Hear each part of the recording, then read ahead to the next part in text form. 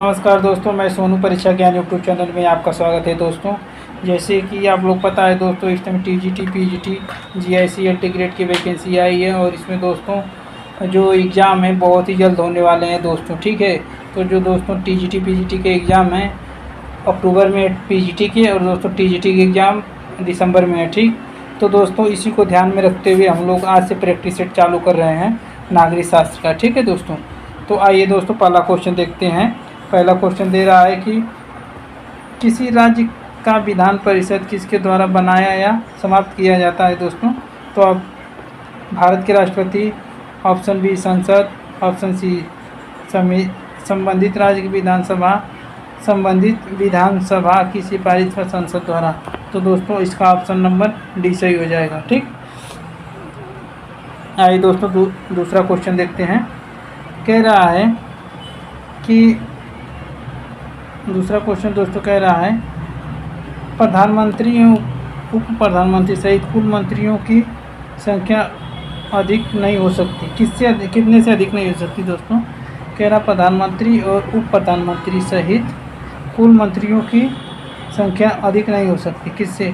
लोकसभा के 20% सदस्य, लोकसभा के 10% सदस्य, लोकसभा के 15% सदस्य, लोकसभा के 25% सदस्य। तो दोस्तों प्रधानमंत्री और उप प्रधानमंत्री सहित कुल मंत्रियों की संख्या अधिक नहीं हो सकती। ऑप्शन नंबर सी, लोकसभा के 15% सदस्यों से।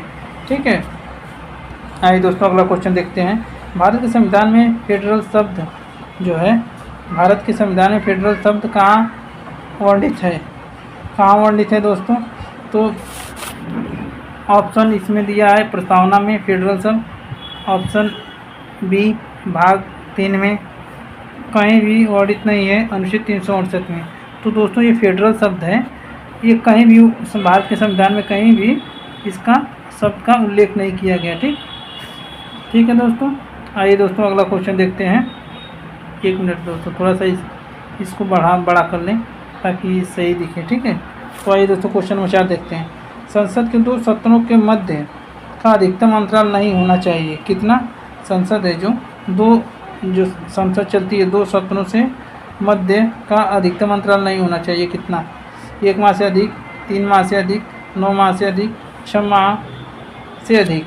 तो 6 माह से अधिक नहीं होना चाहिए। ठीक है दोस्तों, आइए दोस्तों अगला क्वेश्चन देखते हैं। क्वेश्चन नंबर 5, संविधान की मूल संरचना की अवधारणा किस वाद से प्रतिपादित की गई? संविधान की मूल संरचना की अवधारणा किस वाद में प्रतिपादित की गई थी?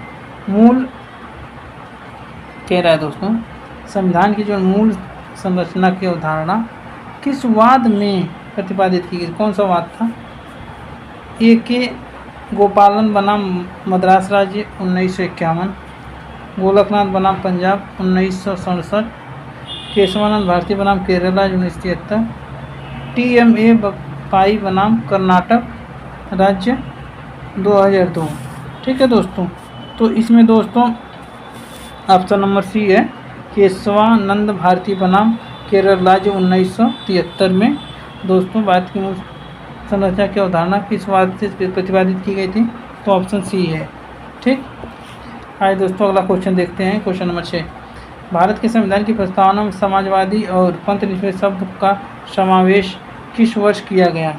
ठीक, तो समाजवादी और पंथनिरपेक्ष शब्द को प्रस्तावना में किस वर्ष समावेश किस वर्ष किया गया दोस्तों? ये 2 शब्द है। ठीक, तो 1975 में, 1977 में, 1976 में, 1978 में। ठीक है दोस्तों, तो ऑप्शन नंबर बी सही है। 1976 में 42वें संविधान संशोधन द्वारा दोस्तों समाजवादी शब्द जोड़ा गया, पंथनिरपेक्ष शब्द जोड़ा गया और दोस्तों एक अखंडता शब्द भी जोड़ा गया था इसमें। ठीक, इसकी ट्रिक है दोस्तों SPA, समाजवादी, पंथनिरपेक्ष, अखंडता, तीनों शब्द जोड़ा गया था। ठीक, आइए दोस्तों अगला क्वेश्चन देखते हैं। जब भारतीय संविधान तैयार किया गया तब संविधान की प्रस्तावना में भारत को क्या कहा गया था? ठीक, जब भारतीय संविधान, तो दोस्तों कह रहा है जब भारतीय संविधान तैयार किया गया तब संविधान की प्रस्तावना में भारत को क्या कहा गया? संघीय लोकतांत्रिक गणराज्य कहा गया, या प्रभुसत्ता लोकतांत्रिक गणराज्य कहा गया, या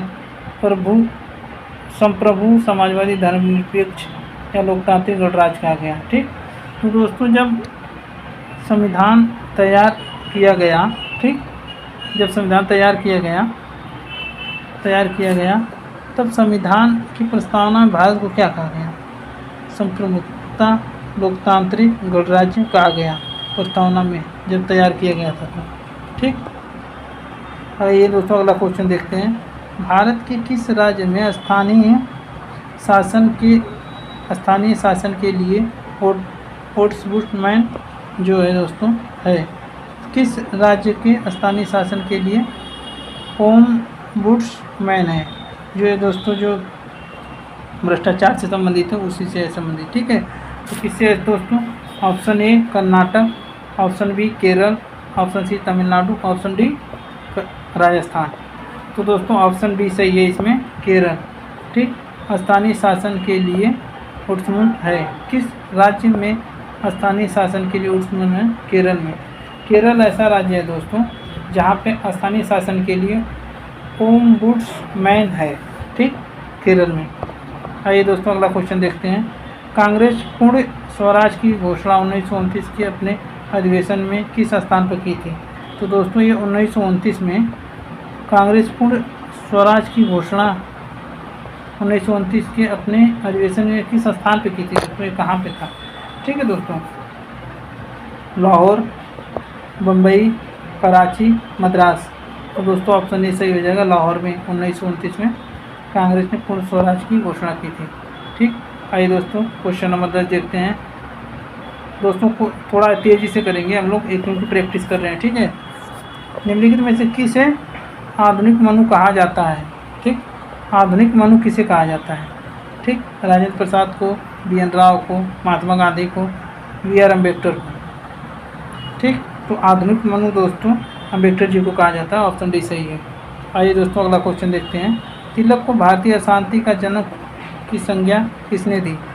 तिलक जो थे उनको भारतीय अशांति का जनक किसने कहा था?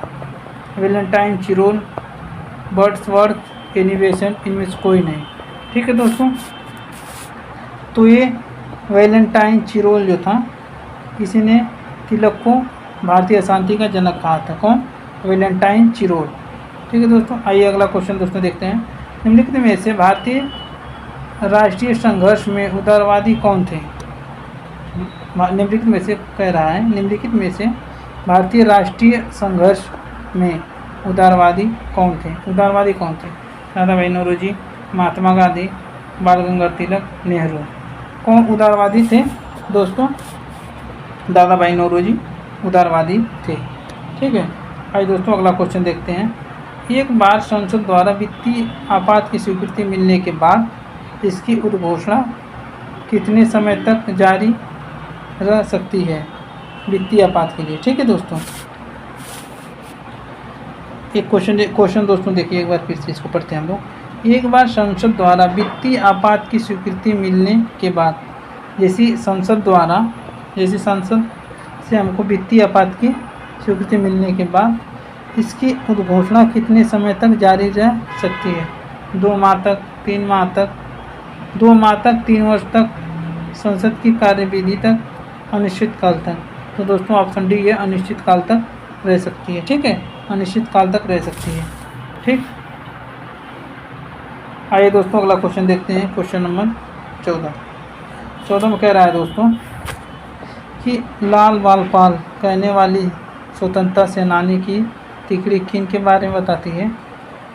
लाला लाजपत राय, बाल गंगाधर तिलक, मतलब पाल विपिन चंद्र पाल। ठीक है दोस्तों, अब दोस्तों आगे बढ़ने की ज़रूरत ही नहीं है। ठीक है, तो ये लाल बाल पाल यही थे, लाला लाजपत राय, बाल गंगाधर तिलक, विपिन चंद्र पाल। ठीक है दोस्तों, आइए दोस्तों अगला क्वेश्चन देखते हैं। वैज्ञानिक मानवतावाद की अवधारणा का संबंध है। वैज्ञानिक मानवतावाद की अवधारणा का संबंध किससे है दोस्तों? अरविंद घोष से, जयप्रकाश से, अम्बेडकर जी से, एम.एन. राव से। ठीक है दोस्तों, तो दोस्तों एम.एन. राव से इसमें वैज्ञानिक मानवतावाद की अवधारणा से संबंध है। किससे? एम.एन. राव से। ठीक, वैज्ञानिक मानवतावाद, एम.एन. राव। अब दोस्तों इसको याद करने का एक ट्रिक है छोटी सी, कि जैसे वैज्ञानिक मानवतावाद, ठीक, की अवधारणा का संबंध है? ह्यूमन राय से। राय कौन देगा? जो मामून बहुत अच्छा रहेगा दोस्तों वही तो राय अच्छी देगा। ठीक है, तो आइए दोस्तों अगला क्वेश्चन देखते हैं। ठीक है, अर्थशास्त्र में सरकार के कितने विभागों का उल्लेख किया गया है? अर्थशास्त्र में सरकार के कितने विभागों का उल्लेख किया गया अर्थशास्त्र में? ठीक, 32, 33, 34, 35। ठीक है दोस्तों, तो 34 दोस्तों, ऑप्शन नंबर सी सही है, 34। अर्थशास्त्र में सरकार के कितने विभागों का उल्लेख किया गया है? 34 दोस्तों। ठीक है, आइए दोस्तों अगला क्वेश्चन देखते हैं। कौटिल्य की षणगुण नीति में, ठीक, षणगुण नीति है जो में क्या सम्मिलित नहीं है? क्या सम्मिलित नहीं है? संधि, यान, विग्रह, मैत्री समझौता जिसको कहते हैं। ठीक है, तो दोस्तों ये मैत्री इसमें नहीं है षणगुण नीति में। ठीक, आइए दोस्तों अगला क्वेश्चन देखते हैं। संधि, यान, विग्रह षणगुण नीति में है। कौटिल्य की प्रसिद्ध कृति कौन सी है? शुक्र नीति, अर्थशास्त्र, धर्मशास्त्र, मनुस्मृति। ठीक है दोस्तों, तो इसका दोस्तों ऑप्शन भी सही है, अर्थशास्त्र। आइए दोस्तों अगला क्वेश्चन देखते हैं। गांधी विश्वास करते थे दोस्तों, गांधी कहाँ विश्वास करते थे? साध्य साधनों की उपयोगिता की पुष्टि करता है। साधन साध्य की उपयोगिता की पुष्टि करते हैं, न तो साध्य साधन की और न ही साधन साध्य की पुष्टि करते हैं। ठीक है, और साधन और साध्य दोनों न्यायसंगत होने चाहिए दोस्तों, दोनों न्यायसंगत होने चाहिए। ठीक है, तो दोस्तों ऑप्शन डी सही है, साधन और साध्य दोनों न्यायसंगत होने चाहिए। गांधी जी विश्वास करते थे इसमें कि साधन हो और साध्य हो दोनों न्यायसंगत होने चाहिए। ठीक, इसी में गांधी जी विश्वास करते थे। क्वेश्चन नंबर 20 देखते हैं। मार्क्स का कम्युनिस्ट मैनिफेस्टो प्रकाशित हुआ था। जो मार्क्स जो कम्युनिस्ट मैनिफेस्टो लिखा था दोस्तों, एक कब प्रकाशित हुआ था? 1848 में, 1856 में, 1810 में, 1860 में। तो दोस्तों मार्क्स जो था वो अपनी कम्युनिस्ट मैनिफेस्टो 1848 में प्रकाशित किया था। ठीक, आइए दोस्तों अगला क्वेश्चन देखते हैं। मार्क्स के अनुसार सर्वहारा की तानाशाही व्यक्त करता है। क्या व्यक्त करता है दोस्तों? सर्वहारा की तानाशाही एक अल्पकालीन राज्य को, एक आदर्श राज्य को, एक उदारवादी राज्य को, एक निरंकुश राज्य को। ठीक है दोस्तों, तो ये अल्पकालिक राज्य को ये व्यक्त करता है, अल्पकालिक राज्य को, सर्वहारा की तानाशाही। तो अल्पकालिक राज्य मतलब थोड़ा सा राज्य की थोड़ा सा एकदम वो करता है, इसमें व्यक्त करता है। आइए दोस्तों अगला क्वेश्चन देखते हैं। अम्बेडकर से लेकर आज तक होने वाले ऐसे किसी वैधानिक सुधार को नहीं जानते जिस पर उसका प्रभाव न पड़ा हो। ठीक, ये कौन कहता है दोस्तों? किसका कथन है कि अम्बेडकर से लेकर आज तक होने वाले ऐसे किसी भी वैधानिक सुधार को नहीं जानते जिस पर उसका प्रभाव न पड़ा हो? बेंथम, हेनरी मैन, गेटिल, डायल। ठीक है दोस्तों, ऑप्शन नंबर दोस्तों इसका सी सही है, हेनरी मैन। ठीक, हेनरी मैन बेंथम की बात करते हैं कि बेंथम के बारे में कह रहे हैं हेनरी मैन कि जितने भी कानून हैं सब पे बेंथम का असर मतलब प्रभाव पड़ा, जितने भी जब से बेंथम आए तो हेनरी मैन है।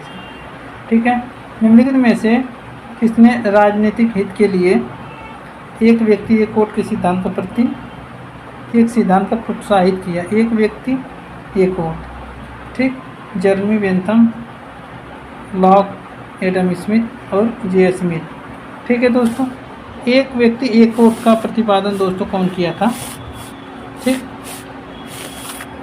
बेंथम किए थे दोस्तों। ठीक, एक व्यक्ति एक वोट किस सिद्धांत का प्रतिपादन दोस्तों बेंथम किए थे। ठीक है, आइए दोस्तों अगला क्वेश्चन देखते हैं। कह रहा है the philosophy of right, the philosophy of right द्वारा लिखी गई है। किसने लिखा है फिलोसफी ऑफ राइट?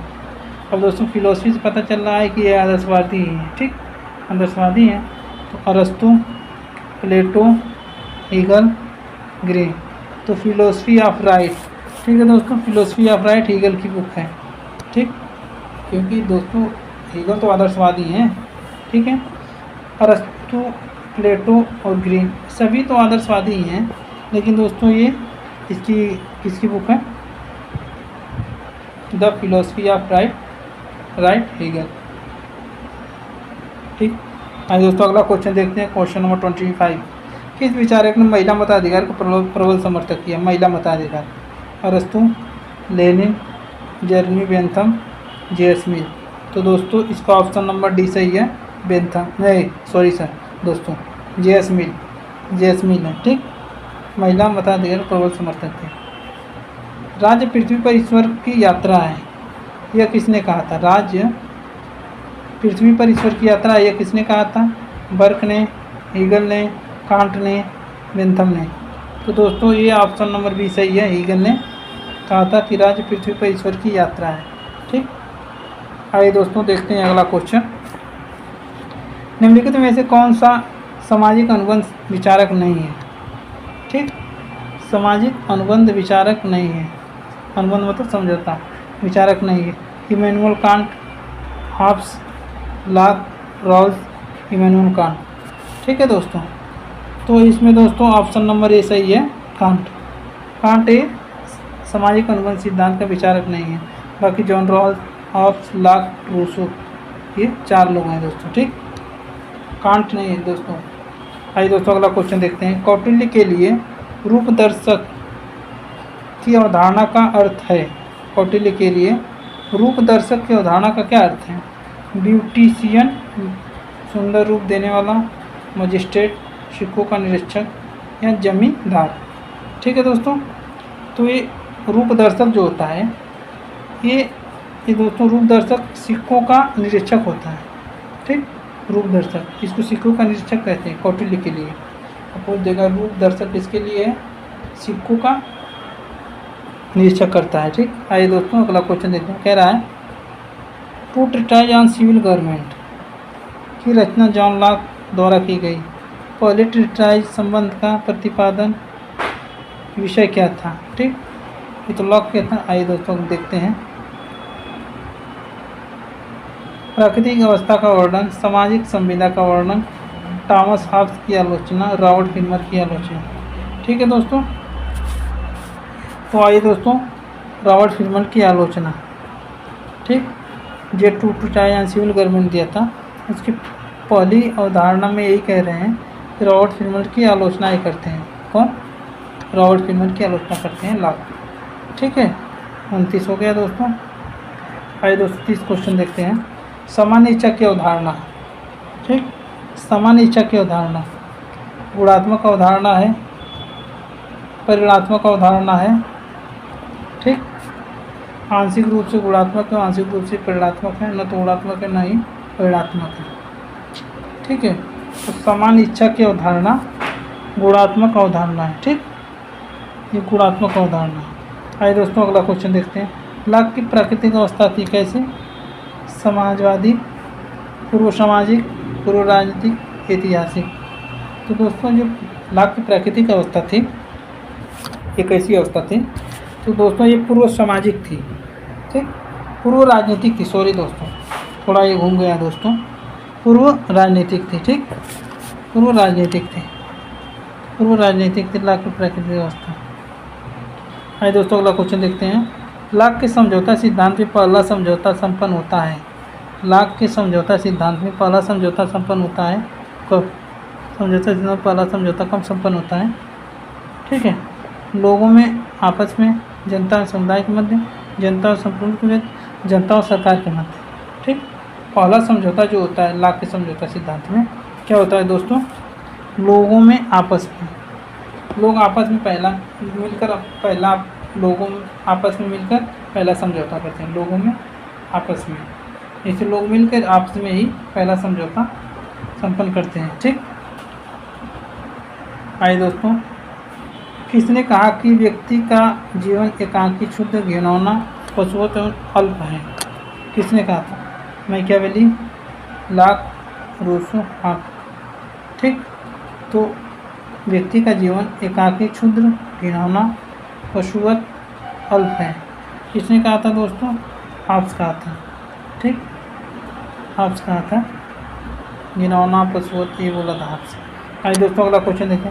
प्राकृतिक अवस्था वाले मनुष्य को आदर्श वर्ग की संज्ञा किसने दी? आदर्श वर्ग की संज्ञा हॉब्स, लॉक, रूसो, इनमें से कोई नहीं। तो आदर्श बर्बर की संज्ञा तो दोस्तों ये रूसो ही दिए थे ना। ऑप्शन नंबर सी सही है, रूसो। आइए दोस्तों अगला क्वेश्चन देखते हैं। किसने कहा कि राज्य केवल समुदायों का समुदाय नहीं है, यह एक समुच्चय समुदाय है। ठीक, राज्य केवल समुदायों का समुदाय नहीं, यह एक सर्वोच्च समुदाय है। प्लेटो, अरस्तु, मैकियावेली, गोंदा। दोस्तों इसका ऑप्शन नंबर बी सही है, अरस्तु। समुदायों का समुदाय नहीं है, सर्वोच्च समुदाय है, अरस्तु कहता है। आइए दोस्तों अगला क्वेश्चन देखते हैं। यह कथन किसका है? संविधान सभा अनिवार्यतः एक दलीय देश में एक दलीय निकाय थी। वह सभा कांग्रेस थी तथा कांग्रेस ही भारत था। ठीक, Morris Jones, Granville Austin, Paul R Brass, Richard Sisson है ना, रिचर्ड सीसन। ठीक, तो ऑप्शन सी सही है दोस्तों, आइंस्टीन ने कहा था। ठीक, आइंस्टीन ने कहा था कि संविधान सभा अनिवार्यतः एक दलीय देश में एक दलीय निकाय थी। वह सभा कांग्रेस थी तथा कांग्रेस ही भारत थी। तो आइंस्टीन कहता है कांग्रेस ही भारत थी, कांग्रेस ही। ठीक, संविधान सभा के बारे में कह रहा है आइंस्टीन, आलोचना करते हैं। किसने कानून को उच्चतर द्वारा निम्नतर को दिए गए आदेश के रूप में परिभाषित किया? उच्चतर द्वारा निम्नतर को दिए गए आदेश को कानून के रूप में परिभाषित किया दोस्तों, टी.एच. Green, Holland, Bentham. तो आइंस्टीन है दोस्तों। ठीक, ऑप्शन नंबर डी सही है इसका, आइंस्टीन। ठीक है, आइए दोस्तों अगला क्वेश्चन देखते हैं। कम्युनिस्ट मैनिफेस्टो लिखा गया एंजिल द्वारा, प्रोदो द्वारा, लेनिन द्वारा, कार्ल मार्क्स और एंजिल द्वारा। ठीक, तो दोस्तों कम्युनिस्ट मैनिफेस्टो कार्ल मार्क्स और एंजिल द्वारा लिखा गया था। ठीक, मानव विवेक में आस्था निम्न में से किस विचारधारा में है? मानव विवेक में आस्था निम्न में से किस विचारधारा में है? आस्था किस विचारधारा में है? समाजवाद में, उदारवाद में, वैज्ञानिक समाजवाद में, फांसीवाद में। ठीक, तो फांसीवाद विचारधारा में मानव विवेक में आस्था विचारधारा है। ठीक, तो ऑप्शन नंबर डी सही है, मानव विवेक में आस्था निम्न में से किस विचारधारा में है? फांसीवाद में है। आइए दोस्तों क्वेश्चन नंबर 40 देखते हैं। वैज्ञानिक व्यक्तिवाद की अवधारणा का विकास किसने किया? वैज्ञानिक व्यक्तिवाद, लास्की, बेंथम, मिल, स्पेंसर। तो दोस्तों वैज्ञानिक व्यक्तिवाद की अवधारणा स्पेंसर ने किया था। मैन वर्सेज स्टेट इनकी बुक है दोस्तों, उसी में किया था। ठीक, आइए दोस्तों अगला क्वेश्चन देखते हैं। निम्नलिखित में से किसने प्रत्यक्ष प्रजातंत्र का समर्थन किया? प्रत्यक्ष प्रजातंत्र का Adam Smith, Marx, Hegel, Rousseau. तो दोस्तों प्रत्यक्ष प्रजातंत्र का समर्थन रूसो किए थे और प्रत्यक्ष प्रजातंत्र दोस्तों स्विट्जरलैंड में प्रचलित है। आधुनिक दल व्यवस्था का उद्भव सर्वप्रथम कहाँ हुआ? आधुनिक दल व्यवस्था की बात कर रहा है। संयुक्त राज्य अमेरिका में, फ्रांस में, इंग्लैंड में, बेल्जियम में। ठीक, आधुनिक दल व्यवस्था का उदय अमेरिका में हुआ था। ठीक है दोस्तों, आइए दोस्तों क्वेश्चन नंबर, आधुनिक दल की बात कर रहा है दोस्तों, आधुनिक अमेरिका याद रखिएगा, असे आधुनिक असे आधुनिक अमेरिका। ठीक, कैबिनेट मिशन योजना के अंतर्गत संवैधानिक सभा के चुनाव आयोजित किए गए थे। जो कैबिनेट मिशन योजना के अंतर्गत संवैधानिक सभा के चुनाव आयोजित कब किए गए थे? जुलाई 1946 में, दिसंबर 1946 में, अगस्त 1947 में, जनवरी 1947 में। ठीक है दोस्तों, तो ऑप्शन नंबर ए सही है, जुलाई 1946 में कैबिनेट मिशन योजना के अंतर्गत जो संवैधानिक सभा के चुनाव का आयोजित किया गया था 1946 में। ठीक, ऑप्शन ए सही है। आइए दोस्तों क्वेश्चन नंबर देखते हैं 44। जर्मनी में हिटलर ने किस प्रकार के शासन की स्थापना की थी? किस प्रकार की? लोकतंत्र, तानाशाही, कुलीन तंत्र, राजतंत्र। ठीक है दोस्तों, तो ये तानाशाही थी दोस्तों। ठीक, आइए दोस्तों अगला क्वेश्चन देखते हैं। कौन सी सरकार को उत्तरदायी सरकार के नाम से भी जाना जाता है? कौन सी सरकार को दोस्तों उत्तरदायी सरकार के नाम से भी जाना जाता है? कुलीन तंत्र, संसदीय, राजशाही, तानाशाही। तो ऑप्शन नंबर बी सही है दोस्तों, संसदीय को उत्तरदायी सरकार के नाम से जाना जाता है। कानून का सर्वमान्य स्रोत है? परंपरागत तथा रीति रिवाज, धर्म, विधानमंडल, कानूनी टीकाएँ। ठीक, सर्वमान्य स्रोत क्या है दोस्तों? ठीक है, ऑप्शन नंबर डी। ठीक है, ऑप्शन नंबर डी दोस्तों सही है, विधानमंडल सर्वमान्य स्रोत है, विधानमंडल। संप्रदाय बहुलवादी सिद्धांत सर्वप्रथम किसके द्वारा प्रतिपादित किया गया था? बहुलवादी सिद्धांत की बात कर रहा है प्रतिपादन, लास्की, बोंदा, वान ग्रियक, मैकाइवर। तो दोस्तों ऑप्शन नंबर बी सही है, ग्रियक। सर्वप्रथम इसी ने, ग्रियक और मेटलैंड ने बहुलवादी सिद्धांत का प्रतिपादन किया था।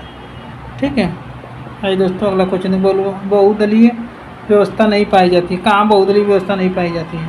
फ्रांस में पाई जाती है, ऑस्ट्रेलिया में, जर्मनी में, क्यूबा में। कहाँ नहीं पाई जाती है दोस्तों? ठीक, क्यूबा में ये बहुदलीय नहीं पाई जाती है, जर्मनी, ऑस्ट्रेलिया, फ्रांस में पाई जाती है। ठीक है, संप्रभुता के एकल सिद्धांत का प्रतिपादन कौन?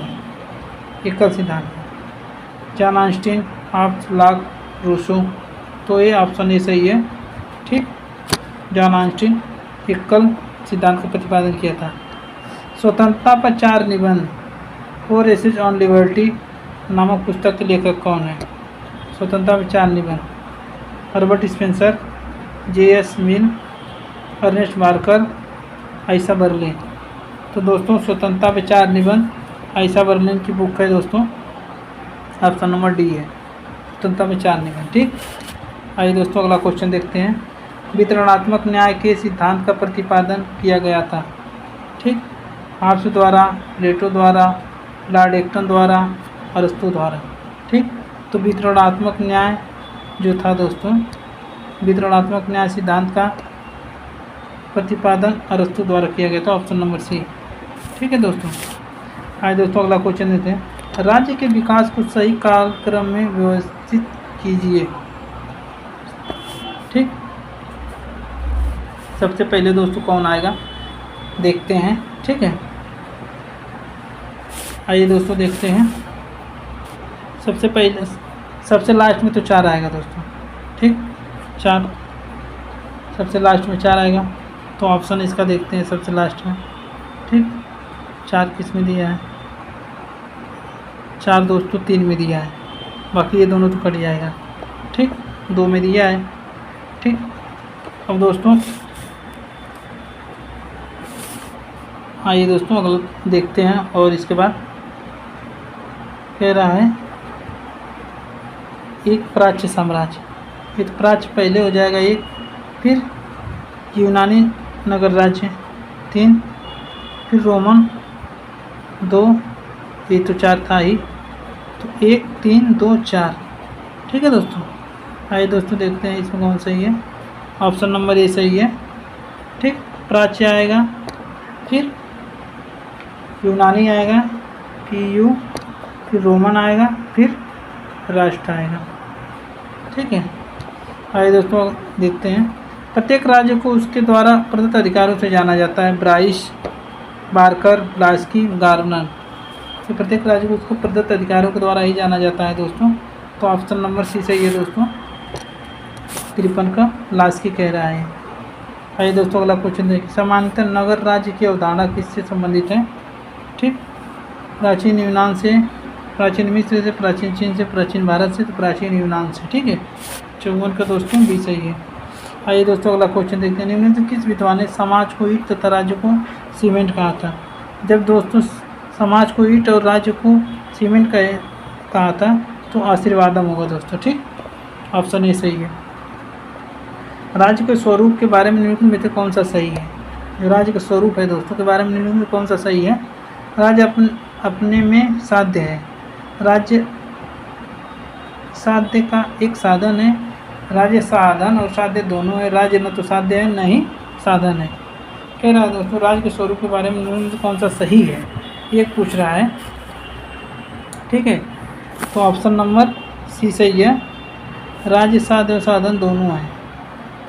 ठीक, आइए दोस्तों अगला क्वेश्चन देखते हैं। कौन सा तत्व राज्य की सर्वोच्च शक्ति के रूप में माना जाता है? न्यायतंत्र, क्षेत्र, जनसंख्या, संप्रभुता। तो संप्रभुता से अच्छा इसमें कोई ऑप्शन ही नहीं है, सर्वोच्च शक्ति मानी जाती है। किसने कहा कि कौन क्या कब और कैसे प्राप्त करता है, यह राजनीति का विषय है। ठीक, लास्वेल, लास्की, डेविड स्टर्न, आलमंड। ठीक है दोस्तों, तो ये लास्वेल कहते हैं कि कौन क्या कब कैसे प्राप्त करता है, ये राजनीति का विषय है, ये लास्वेल कहते हैं। ठीक है, आइए दोस्तों अगला क्वेश्चन देखते हैं। Beyond the welfare state. ठीक, बियॉन्ड द वेलफेयर स्टेट के लेखक कौन है? Robert Nozick, D.L. Hoffman, Gunnar Myrdal, John गुटौर। तो दोस्तों ये बियॉन्ड द वेलफेयर स्टेट के लेखक हैं गुरनाल मिर्डाल। ऑप्शन सी सही है। ठीक, यूनेस्को ने राजनीति विज्ञान का विषय कब निर्धारित किया? 1948 में, 1949 में, 1950 में, 1951 में। ठीक है दोस्तों, तो ऑप्शन नंबर ये सही है, 1948 में। राजनीति विज्ञान सामाजिक विज्ञान का वह अंग है जो राज्य के आधारभूत तत्वों तथा शासन के सिद्धांतों का विवेचन करता है। ठीक, विवेचन करता है। राजनीति विज्ञान समाज विज्ञान का वो अंग है, समाज विज्ञान का वो अंग है जो राज्य के आधारभूत तत्वों तथा शासन के सिद्धांतों का विवेचन करता है। ये परिभाषा किसने दी थी? ठीक, तो ये परिभाषा दोस्तों पॉल जैनेट ने दी थी। ठीक, राजनीति विज्ञान समाज विज्ञान का वो अंग है जो राज्य के आधारभूत तत्वों तथा शासन के सिद्धांतों का विवेचन करता है। ये परिभाषा पॉल जैनेट की। ठीक है दोस्तों, राजनीति विज्ञान समाज विज्ञान का वो अंग है जो राज्य के आधारभूत तत्वों तथा शासन के सिद्धांतों का विवेचन करता है। दोस्तों ऑप्शन डी पॉल जैनेट का ये भी। दोस्तों ये दोनों क्वेश्चन एक ही बार रिपीट कर दिया। ठीक है, तो पॉल जैनेट हो जाएगा। संसदीय सरकार के तहत राज्य का प्रधान होता है। संसदीय जो सरकार होती है, राज्य का प्रधान कौन होता है? अनुवांशिक व्यक्ति, निर्वाचित प्रतिनिधि, मनोनीत प्रतिनिधि, संवैधानिक प्रधान। तो दोस्तों ऑप्शन डी सही है, संवैधानिक प्रधान। तो दोस्तों आज के लिए इतना ही बस। कोई 63 क्वेश्चन था, एक प्रैक्टिस सेट था। ठीक है दोस्तों, तो दोस्तों प्रैक्टिस सेट कैसा लगा दोस्तों आप लोग जरूर कमेंट में बताइएगा। धन्यवाद दोस्तों, थैंक यू वेरी मच।